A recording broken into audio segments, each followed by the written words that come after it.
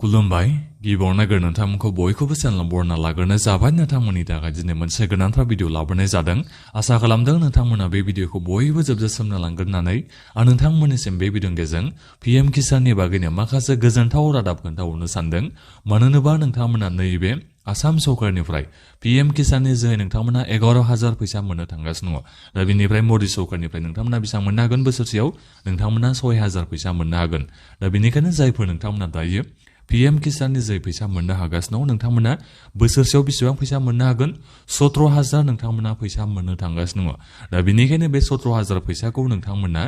मास मोनब्रैजोंसो खेबसे मोननो हागोन ना जयै नोंथांमोना मोननो हागोन आं बेखौ नोंथांमोननिसिम दायो नैबे भिडिअनि गेजेरजों खोन्थाहरनो सानदों आरो माब्लानिफ्राय मोननो हागोन आं बिनि बागैबो नोंथांमोननिसिम आपडेट हरनो सानदों आरो बेजों लोगोसेनो आं नोंथांमोननिसिम नैबे पीएम किसाननिफ्रायनो मोनसे जोंहा अफिसियेलि आपडेट ओंखारना फैदों आं बिनि बागैबो खोन्थाहरनो सानदों आरो बिनिफ्राय नोंथांमोना पीएम किसाननि 23थि किस्तिनि फैसाखौ माब्ला मोननो हागोन आं बिनि बागैबो नोंथांमोननिसिम माखासे आपडेट खोन्थाहरनो सानदों बयबो नोंथांमोना भिडिअखौल' जोबजासिम नायलांबानो जाबाय दा बिनिफ्राय आंनि नोंथांमोननिसिम मोनसे खावलायनोबो थाग्रोबाय गिबियावनो गासिबो नोंथांमोना अननानै चेनेलखौ साबस्क्राइब खालामना लाग्रोलायनानै जाहाथे नोंथांमोना बेबादिनो स्किमफोरनि आपडेटखौ नैबे चेनेलनि गेजेरजों मोनबाय थानो हायो आं गिबियावनोथ' नोंथांमोननिसिम नैबे पीएम किसाननि जा नोंथांमोना 17,000 फैसा मोननो थांगासिनो दं दा बिनि बागैनो आं नोंथांमोननिसिम माखासे गोनांथार आपडेटखौ खोन्थाहरनो नागिरबाय आरो जेनेबा नोंथांमोना मदि सरकारनिफ्राय बेसेबां मोननो हायो बोसोरसेयाव नोंथांमोना 6,000ल'सो मोननो हायो मदि सरकारनिफ्राय दा बिनिफ्राय नोंथांमोना खेबसेनोथ' नोंथांमोना मोना 6,000खौ नङा होमबा नोंथांमोना मास मोनब्रैजोंसो खेबसे नोंथांमोना 2,000 फैसाखौ मोननो हायो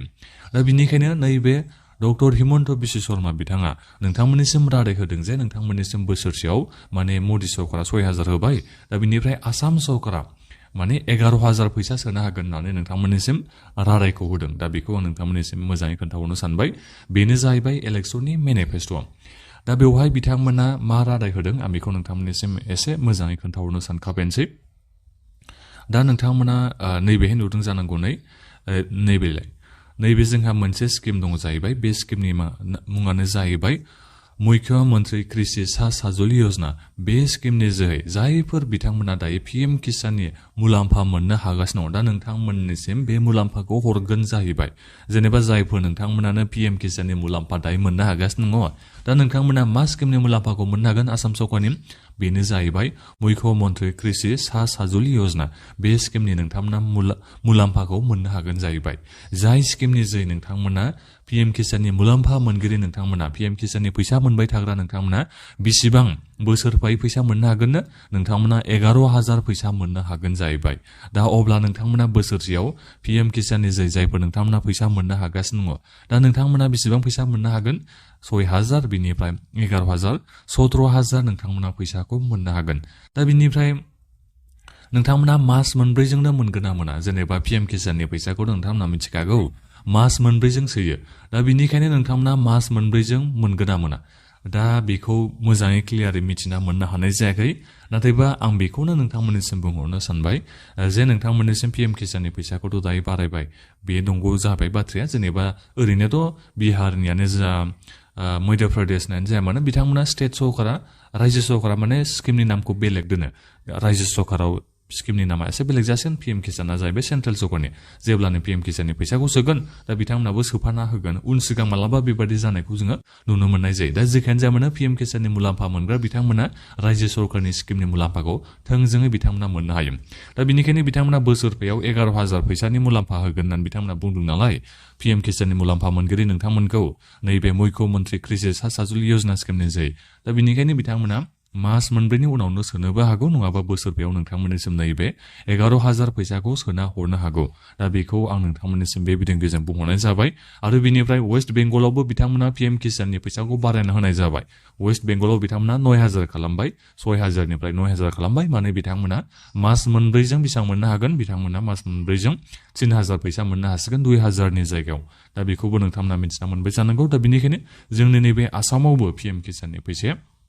बारायबाय होननानै बेखौ थोंजोङै बुंनो हानाय नङा जेनेबा पीएम किसाना जाहैबाय जोंहा बे सेन्ट्रेल सरकारनि मदि सरकारनि स्किम जाहैबाय दा बिनिफ्राय मुख्यमन्त्री कृषि सा साजुलि योजना बे स्किमा जाहैबाय जोंनि आसाम सरकारनि स्किम दा जिखियानो जाया मानो जायफोर पिएम किसाननि मुलाम्फा मोनगिरि दा नोंथांमोना फैसाखौ मोनबानो जाबाय बे नङा होमबा बाथ्राया दा बेनिखायनो नोंथांमोना एसे समल'सो नेनो नांसिगोन नोंथांमोना बोरै मुलाम्फा मोननो हागोन बिनि बागै मोजाङै मिथिना मोननो थाखाय आंनो नोंथांमोननिसिम भिडिअखौ लाबोगोन दा बेनिखायनो सरकारखौ नोंथांमोना गिबियाव बानायग्रोनो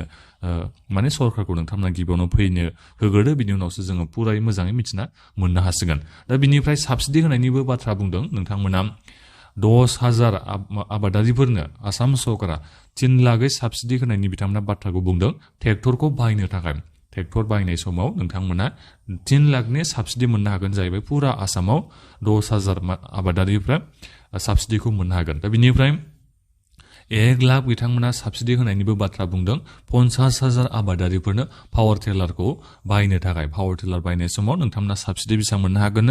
1 लाख साबसिडि मोननो हागोन जाहैबाय गासै 50,000 आबादारिफोरनो बिथांमोना नैबे साबसिडिखौ होनायनि बाथ्राखौ बुंदों दा बिनिफ्राय बिथांमोना 25 लाख माने जानो गैयै फेमिलिनो बिथांमोना मानै मोसौ गाय बिथांमोना होनायनिबो बाथ्राखौ बुंदों एबा बायनो थाखाय फैसा होनायनिबो बिथांमोना बाथ्राखौ बुंदों गासै बेसेबां 25 लाख जानो गैयै फेमिलिफोरनो न'खरनो मानै माने न'खरसेयाव मोसौ गाय होनायनिबो बिथांमोना बाथ्रा बुंदों नैबे चिफ मिनिस्टार समग्र ग्राम्य उन्नयन योजना बे स्किमनि जोहै दा बेथ' जाहैबाय दानिया अफिसियेलि पिएम किसाननिफ्राय मा आपडेट ओंखारना फैदों दा बिनिफ्राय पिएम किसाननि 23थि किस्तिनि फैसाखौ नोंथांमोना माब्ला मोननो हागोन आं बेखौ दायो नोंथांमोननिसिम दायो माखासे आपडेटखौ खोन्थाहरनो सानदों अफिसियेलि जेबो डेटथ' ओंखारना फैयाखै नोंथांमोना थांनाय मार्चआवसो मोननो हादोंमोन दा जिखियानो जाया मानो जुन मासाव नोंथांमोना पिएम किसाननि 23थि किस्तिनि फैसाखौ मोननो थांगासिनो दङ दा बिनिफ्राय अफिसियेलि जोंहा मा आपडेट ओंखारना फैदों बेखौ बुंनो थाङोबा दा नोंथांमोना गोबांनो इकुवेसि होनांगौ जानानै फैबाय थाया होमबा टाइम टु टाइम नोंथांमोना इकुवेसि होनांगौ जानानै फैबाय थायो दा बे इकुवेसिनि थाखाय नोंथांमोना दायो पिएम किसाननि मोनसे मबाइल एपखौ डाउनलड खालामनानै केवाइसिखौ होनो हागोन जाहैबाय फेस अथेन्टिकेशननि जोहै नोंथांमोना नैबे इकुवेसिखौ होनो हायो दा बेनिखायनो जायफोर नोंथांमोना केवाइसि होनांगौ जानानै फैदोंबा नोंथांमोना गुगल प्ले स्ट'राव मोनसे एप मोननो हागोन बे एपनि मुङानो जाहैबाय पिएम किसान मबाइल एप जायखिजाया पिएम किसान होनना नोंथांमोना सार्च खालामबानो जाबाय अब्लानो नोंथांमोना एप मोननो हागोन दा बे एपखौ नोंथांमोना अपेन खालामबानो जाबाय दा नोंथांमोना बेहाय आधार नाम्बार बेबायदि होनानै अटिपि फैगोन बिनिफ्राय नोंनि मोखांखौ बेबायदि नोंथाङा सिगाङाव होनांगौ जागोन फेस अथेन्टिकेशननि जोहै नोंथांमोना नैबे केवाइसिखौ गावबागावनो मबाइलजोंनो नोंथांमोना होनानै लानो हागोन दा बेनिफ्राय जायफोर नोंथांमोना जेनेबा रोङाबा नोंथांमोना खाथियाव सोरबाफोर मबाइलफोर मोजाङै बाहायनो रोंग्राफोरनो इन्टारनेटखौ मोजाङै बाहायनो रोंग्राफोरनो नोंथांमोना मावनो होबानो जाबाय आरो बेनिफ्राय जुदि नोंथांमोना सानथारदोंबा कमन सार्भिस सेन्टारावनो थांनानै बानायहैनो होननानै दा बेवहायथ' नोंथांमोना टेनसन गैया आरामसे नोंथांमोना बाय'मेट्रिक बेस नोंथांमोना इकुवेसिखौ होनानै लाहैनो हायो दा बेनिखायनो जायफोर नोंथांमोना इकुवेसिखौ होनानै लायाखैबा गोख्रैनो नोंथांमोना अफिसियेल वेबसाइटनि जोहै हायाखैबा नोंथांमोना पिएम किसाननि मबाइल एप्लिकेशनखौ नोंथांमोना एबा मबाइल एपखौ पिएम किसाननि मबाइल जोंहा एप दङ दा बेखौ नोंथांमोना डाउनलड खालामनानै केवाइसिखौ गोख्रैनो होनानै लाबानो जाबाय जाहाथे नोंथांमोना फैसाखौ मोनबाय थानो हायो नङाबा नोंथांमोना फैसाखौ मोननो हानाय नङा पिएम किसाननि फैसाखौ जुदि नोंथांमोना केवाइसिखौ होनानै लायाबा दा बे जाहैबाय दा बिनिफ्राय पिएम किसाननि नैबे 23थि किस्तिनि फैसाखौ नोंथांमोना माब्ला मोननो हागोन नैबे जुन मासावनो नोंथांमोना मोननो थांगासिनो दङ दा मे मास जोंहा नङा होमबा दिनै जोंहा 6 थारिख जाबाय दा बेनिखायनो मास मोनसे नोंथांमोना नेबावनो नांसिगोन मेनि जोबथायावथ' नोंथांमोना मोनगोनखौ आसाखौ लानो नोंथांमोना जुन मासावनो मेनि गिबि सप्तायाव नङाबा जुननि गिबि सप्तायाव नङाबा जुननि जायखिजाया खालारावनो जायखिजाया सप्तायाव नोंथांमोना मोनगोनखौ आसाखौ लाबानो जाबाय मानो होनोबा सिगाङावबो जुन मासावनो पिएम किसाननि किस्तिनि फैसाखौ सोनानै होदों दा बाथ्राया बेसो जानानै फैबाय जे नोंथांमोना खै हाजार फैसाखौ मोनगोन बेसो दा 2,000 फैसाखौनो मोनगोन ना एसे बारा जागोन 5,000सो जागोन दा बेखौ जोङो एसे उनावसो मिथिना मोननो हागोन जोंनि नैबे आसामाव सरकारा जानानै फैबासो मानो होनोबा दायो रावनिबो सरकार गैथ'वा हिमन्त बिश्व शर्मा बिथाङा समायखिरा लायाखै बिथाङा दायो रिसपन्सिबिलिटिखौ मोनथ'नो हायाखै चिफ मिनिस्टारनिखौ दा बेनिखायनो बिथाङा चिफ मिनिस्टार जाखांनायनि उनावसो जोङो मोजाङै मिथिना मोननो हासिगोन नोंथांमोना खै हाजार फैसाखौ मोननो थांगासिनो पिएम किसाननिजों दा जिखियानो जाया मानो जायफोर नोंथांमोना पीएम किसाननि मुलाम्फा मोनगासिनो दङ दा नोंथांमोननि थाखायथ' गोजोनथाव रादाब जानानै फैबाय नाथायबा जायफोर नोंथांमोना पीएम किसाननि फैसाखौ मोननो हायाखै दा नोंथांमोनासो गोसोखौ बोरैबा मोनबाय थागोन मानो होनोबा पीएम किसाननि फैसाया बारायनायनिफ्राय बारायलांबाय थागोन बे स्किमा बन्द जाया दा बेनिखायनो आं खावलायदों जायफोर नोंथांमोननि नामाव हा दङ जायफोर नोंथांमोना आबादारिफोर जायफोर नोंथांमोननियाव नामाव हा थाबानो माने आरो नङाबा न'खरनि नामाव सोरनियावबा हा दङबाबो नोंथांमोना पीएम किसाननि थाखाय एप्लाइ खालामना लानो हायो दा बेनिखायनो ओरैनो जाहाथे एप्लाइ खालामनानैल' दोनो एप्लाइ खालामखांनायनि उनाव जुदि गासैबो कमप्लिट जाजोब्बायबा